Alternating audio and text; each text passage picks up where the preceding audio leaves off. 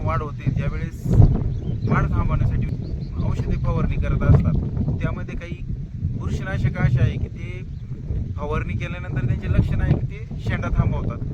तर बघा इथं ह्या प्लॉटला डायफिकोनाझोल प्लस प्रोपिकोनाझोल एकत्र असणारं एक औषध प्लस त्याच्यामध्ये CC क्लोरमेट क्लोराईड म्हणून औषध असं दोन्हींचं कॉम्बिनेशन यांनी या प्लॉटवरती फवारलं आहे. पण अशी औषधं जेव्हा आपण फवारतो तर त्याचे दुष्परिणाम काय होतात आपण ते प्रत्यक्षात बघूया. हा जो टोमॅटोचा वरचा शेंडा आहे तर याचीच हाईट थांबते. तर असं न होता फक्त हीच थांबल असं नाही. बघा याच्यामध्ये ही निघणारे बारीकशी जो शेंडा आहे हा पण वाकडा होऊन थांबून जातो.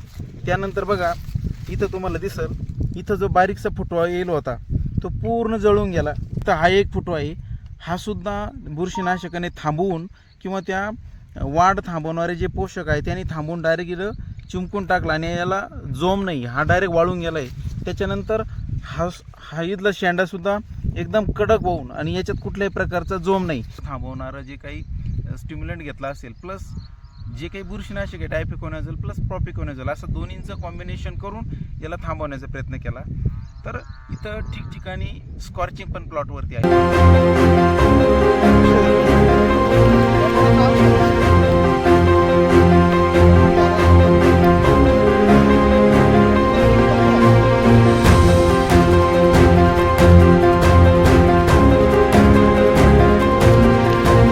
ज्या नवीन व्हरायटी ज्या आहे तर ह्या उंच वाढणाऱ्या व्हरायटी आहे आणि यांना जे बी काही फळ येणार आहे तर त्याची कमीत कमी 1.25 फूट उंची झाल्यानंतरच त्याला फुटवे फुलकळी आणि माल हा जो जमिनीपासून 1 फुटावरच्याच वर माल लागत असतो. असो आज आपण त्यांना असं चॅलेंज देतोय या प्लॉटवरती एक 8 दिवसामध्ये हा प्लॉट परत चांगल्या प्रकारचा ग्रोथ घेईल आणि त्या पद्धतीने आपण त्याला ट्रीटमेंट देऊ आणि एक 8-10 दिवसात परत एक असंच आपण व्हिडिओ बनवू आणि तो आपण पुन्हा अपलोड करू.